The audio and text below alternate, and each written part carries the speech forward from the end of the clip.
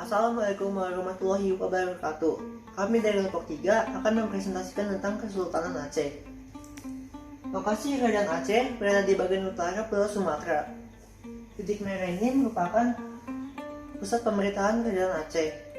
Bagian yang berwarna coklat ini merupakan wilayah Kerajaan Aceh pada tahun 1524.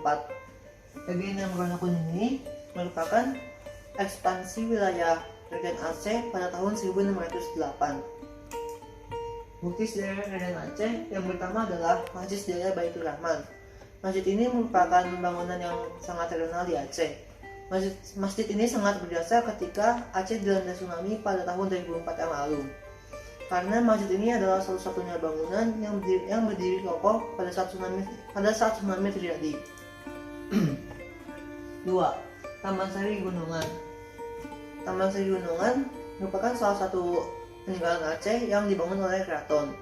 Tetapi karena tidak terselamatkan dari serangan Belanda, taman ini dibangun kembali pada tahun 1607 oleh Sultan Iskandar Muda. 3. Masjid Tua Indrapuri. Masjid ini dulunya adalah sebuah candi sekaligus benteng pada saat kerajaan Hindu masih ada. Namun pada tahun 1300 Masehi, candi ini berubah menjadi masjid. 4. Benteng Indrapatra.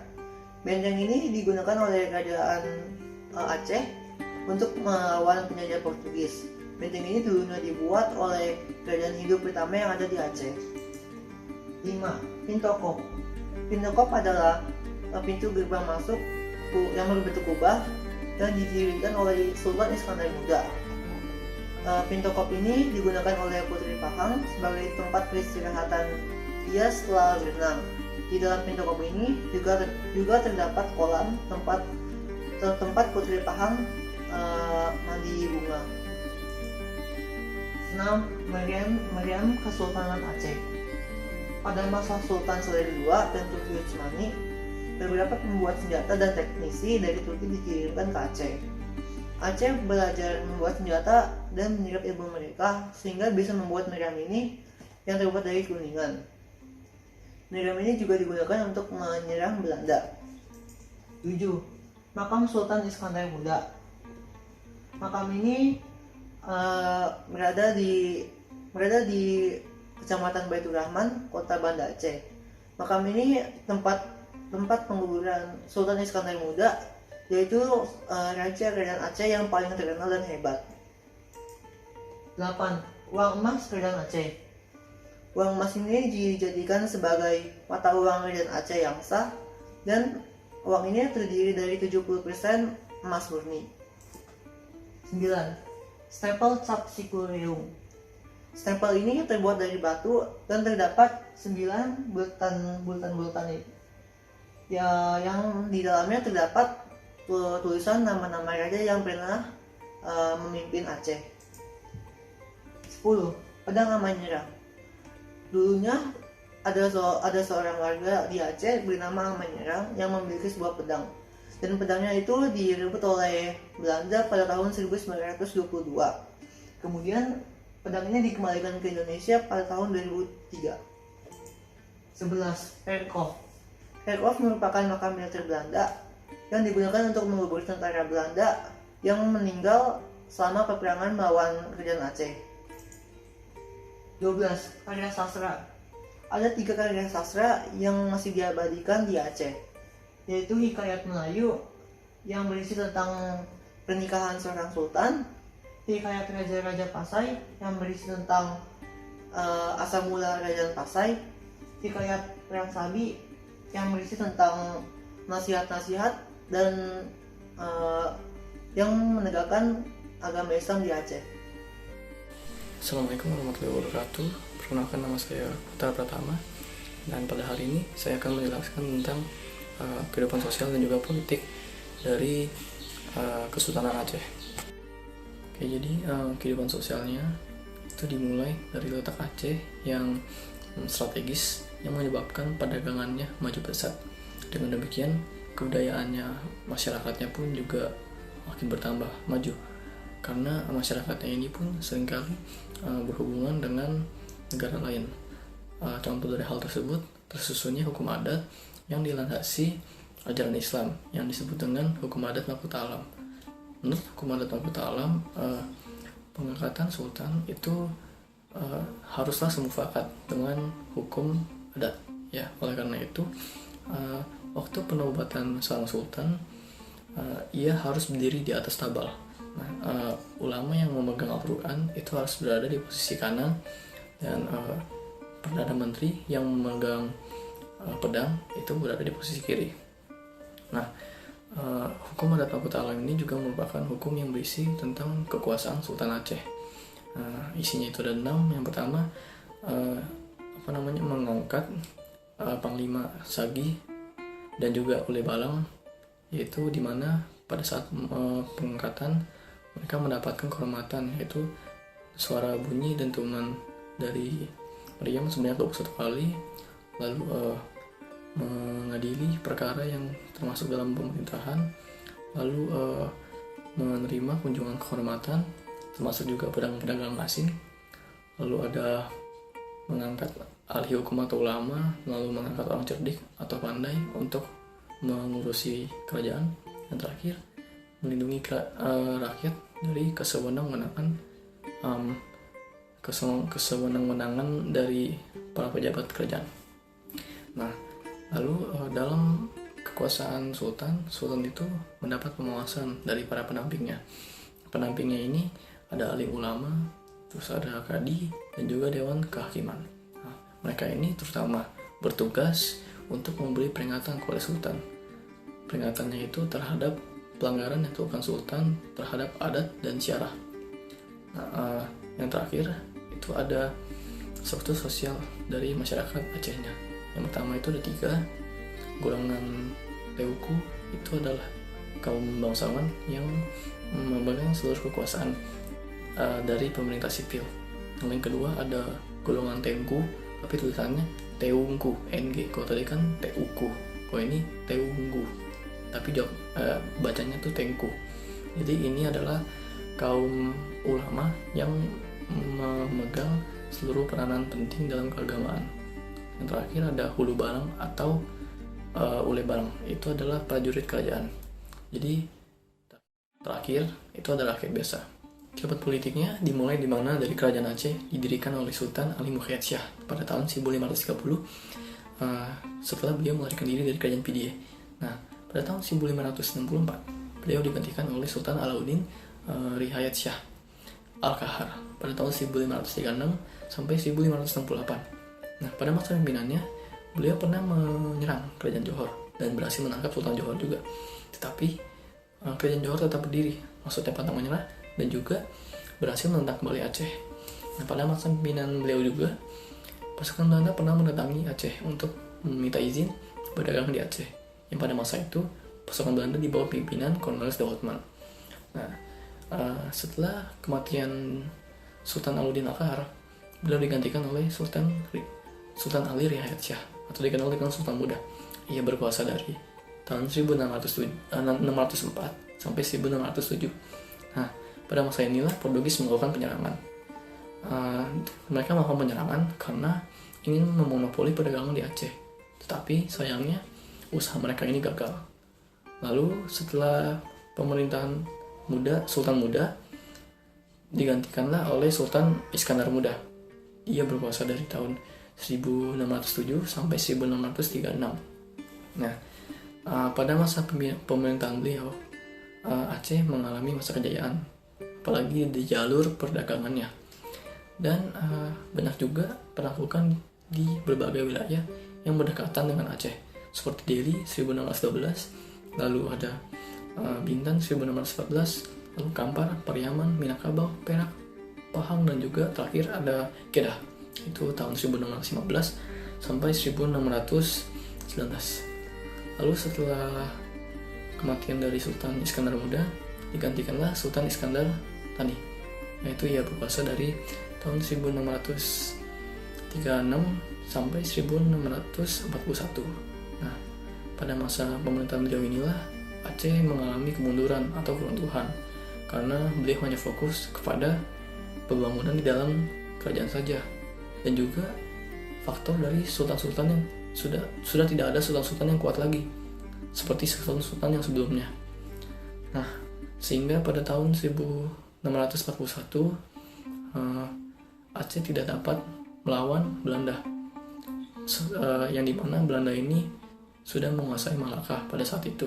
Mundurnya Angkatan Perang Aceh disebabkan juga oleh pudarnya dominasi Turki di Lautan Tengah, karena negara-negara Barat macam London dan juga Belanda sudah tidak takut lagi oleh pengaruh militer Turki Utsmani di Aceh, karena bahkan mereka ini telah berembuk melalui Traktat London pada tahun 1824 dan juga Traktat Sumatera pada tahun 1871 untuk membunuh Kesultanan Aceh. Dan pada tahun 1904 Aceh takluk secara de facto dan juga de jure, dan juga menjadi bagian Hindia Belanda. Sekian dari saya, terima kasih.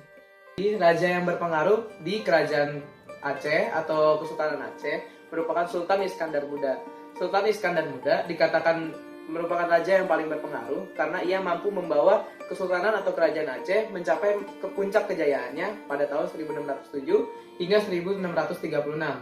Nah, di bawah kepemimpinannya, Sultan atau Raja Iskandar Muda mempunyai prajurit kavaleri bergajah hingga mencapai jumlah 1000. Nah, pasukan gajah itu digunakan untuk melengkapi infanteri, pasukan berkuda, dan persenjataan artileri meriam yang dimiliki Sultan Iskandar Muda. Nah, karena pada masa itu hanya Kesultanan Aceh yang memiliki pasukan bergajah hingga mencapai 1000, Kesultanan Aceh memiliki armada perang yang dikategorikan cukup kuat. Halo, nama saya Aramkut dari kelas 10 MIPA A. Saya akan menjelaskan tentang masa kejayaan Kerajaan Aceh. Masa kejayaan Kerajaan Aceh dimulai pada tahun 1606 sampai 1636 Masehi, di mana pada saat itu diciptakannya lah tata kenegaraan atau kanan untuk menjadi dasar dalam penyelenggaraan aturan negara pada saat itu. Selain itu, diangkat juga pimpinan adat untuk setiap suku yang ada di Kerajaan Aceh. Juga pada saat itu, Kerajaan Aceh memiliki 60.000 personil dan 500 armada laut yang menjadi 5 kerajaan Islam terbesar di dunia setelah Maroko, Isfahan, Persia, dan Agra. Selanjutnya, Sultan Iskandar Muda juga membina hubungan diplomatik yang baik dengan Inggris dan Belanda, di mana pada saat itu Sultan Iskandar Muda berhasil melakukan penyerangan terhadap Portugis pada saat itu. Selain itu, dia juga berhasil merebut tambang timah di Pahang, yang menjadi ekspansi Kerajaan Aceh lebih besar lagi. Selanjutnya pada masa kejayaan juga masih ada Sultan Iskandar Thani, di mana pada saat itu dia yang hanya memerintah 4 tahun atau dari tahun 1637 sampai 1641 membawa pengaruh agama Islam yang sangat besar di Kerajaan Aceh, di mana syariat Islam mulai dilaksanakan dalam kerajaan tersebut, dan juga terbukti dengan munculnya kitab Bustanus Salatin yang diciptakan oleh para ulama pada zaman pemerintahan Sultan Iskandar Thani. Selain itu, pemerintahan di sana juga lebih liberal dan hubungan antar daerah juga lebih liberal dan tidak terlalu diktator oleh daerah pusat. Selanjutnya, masa kepemimpinan Kerajaan Aceh akan dijelaskan oleh teman saya. Terima kasih. Halo, saya Silviri dari kelas 10 MIPA A. Setelah teman saya menjelaskan tentang kejayaan Kerajaan Aceh, saya akan melanjutkannya dengan membahas tentang runtuhan Kerajaan Aceh. Pada awalnya Kerajaan Aceh mengalami kemunduran pada masa pemerintahan Sultan Iskandar Thani pada tahun 1637 sampai 1641. Dan ada juga beberapa faktor lainnya yang mempengaruhi keruntuhan Kerajaan Aceh. 3 faktor utama diantaranya ialah yang pertama, kematian Sultan Iskandar Muda pada tahun 1630. Setelah kematian tersebut, tidak ada lagi raja yang berhasil mengendalikan Kerajaan Aceh yang luas itu. Dan pada masa pemerintahan Kerajaan Sultan Iskandar Thani yang sudah saya katakan tadi, Aceh baru mengalami namanya kemunduran. Namun setelah mangkatnya Sultan Iskandar Thani, malah semakin terasa kemunduran pada Kerajaan Aceh. Faktor yang kedua ialah karena pertikaian yang terjadi di kerajaan antara golongan utama dengan golongan bangsawan, karena perbedaan aliran keagamaan, yaitu aliran Sunnah wal Jamaah dan juga aliran Syiah. Lalu yang terakhir ialah karena daerah kekuasaan Aceh yang semakin sedikit. Hal ini dikarenakan daerah seperti Johor, Pahang, Siak, dan Minangkabau memisahkan diri, kemudian mendirikan kerajaan yang merdeka dari kekuasaan Aceh. Ada juga daerah yang berhasil merdeka dari kekuasaan Aceh dibantu dengan asing, yaitu dengan motif perdagangan. Nah, selama kurang lebih 4 abad kerajaan Aceh ini berkuasa, akhirnya pada awal abad ke-20 kerajaan Aceh mengalami yang namanya keruntuhan karena berhasil dikuasai oleh bangsa Belanda. Itu adalah faktor-faktor utamanya. Setelah itu saya akan menjelaskan terperinci tentang masa keruntuhannya, dimulai dari awal menjelang kemundurannya. Meski Sultan Iskandar Muda mampu memperluas teritori kerajaan, namun ia tidak sanggup untuk mengendalikan pertanian orang-orang kaya di sekitar ibu kota. Semakin padat penduduk rakyat Aceh, maka semakin banyak pula lahan pertanian yang dibutuhkan untuk mencukupi kebutuhan pangan rakyatnya. Invasi Sultan Iskandar Muda ke tanah Batak yang subur masih tidak cukup untuk mencukupi kebutuhan rakyatnya yang semakin meningkat. Nah, Dennis Lombard yang melukiskan bahwa kemunduran Aceh disebabkan karena keberhasilan yang terdahulu, yaitu di mana daerah perkotaan dan pelabuhan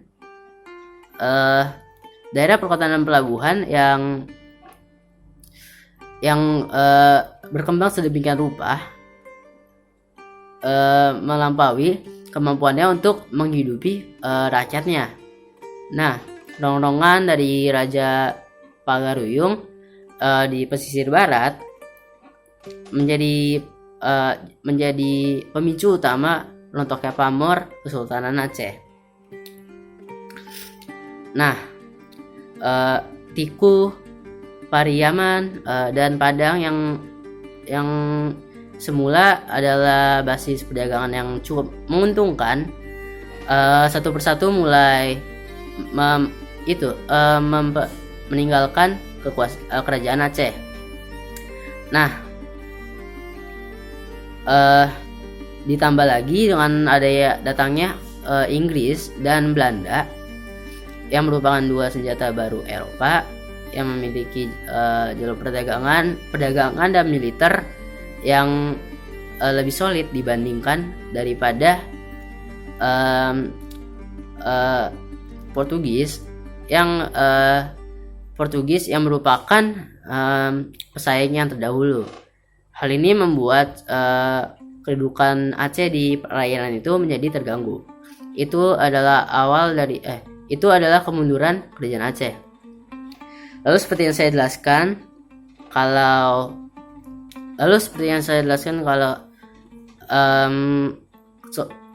setelah Sultan Iskandar Thani mangkat, malah tambah terasa kemundurannya. Dapat dilihat dari pada era kepemimpinan sultanah, yaitu yang pertama Ratu Syaifah Tudin Tajul Alam. Lalu dilanjutkan dengan Janda Iskandar Thani yang juga merupakan putri dari Iskandar Muda, dan hingga ke Ratu Zainatuddin Zainatuddin Kalamat Syah. Nah, Tanah Rencong pada masa pemerintahan itu, Tanah Rencong berada pada zaman kegoyahan. Setelah itu, kerajaan Aceh dipimpin oleh 11 sultan yang tidak ada artinya, yaitu yang pertama ya 3 orang keturunan Arab pada tahun 1699 sampai 1726. Lalu dilanjutkan dengan 2 orang Melayu pada tahun 1726 juga sama tahun yang tadi, dan juga 6 orang berkebangsaan Bugis, yaitu pada tahun 1727 sampai 1838. pada masa pemerintahan itu wilayah kekuasaan Aceh yang sangat luas menjadi tidak terkendali, dan sehingga negeri-negeri tetangga seperti Minangkabau dan Johor mulai menggerogoti wilayah kekuasaan Aceh dari segala penjuru. Nah, pada akhir abad ke-18 wilayah kekuasaan Aceh tidak melebihi provinsi Nanggroe Aceh Darussalam yang dewasa ini. Nah, dan juga malah wilayah di Aceh seperti Tapak Tuan gitu malah menjadi koloni dagang Minangkabau. Nah, setelah itu pada tahun 1824 pada masa masih kebangsawan Bugis,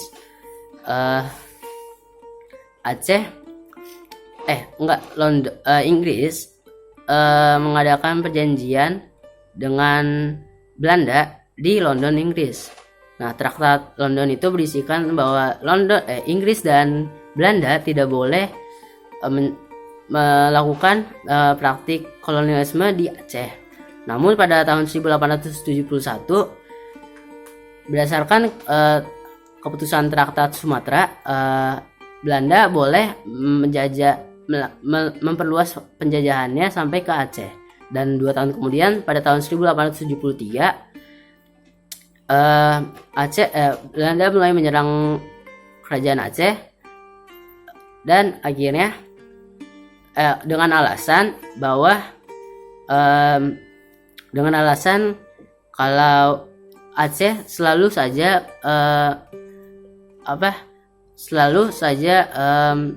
melindungi para pembajak laut, membela para pembajak laut. Nah, kemudian akhirnya Aceh pada saat itu seringkali melakukan perang karena hal itu. Nah, lahirlah pahlawan baik pria wanita seperti Teguh Umar, Junadin, dan Panglima Polim. Perang baru bisa usai pada tahun 1912 setelah bangsa Belanda mengetahui taktik perang orang Aceh. Runtuhlah kerajaan Aceh yang disebut juga dengan Serabi Mekah, yang telah berdiri selama 3 abad lebih. Kemenangan Belanda ini berkat bantuan Dr. Snow Horgrons yang menyamar menjadi seorang muslim di Aceh. Dan pada tahun 1945 Aceh menjadi salah satu Republik Indonesia. Sekian dan terima kasih.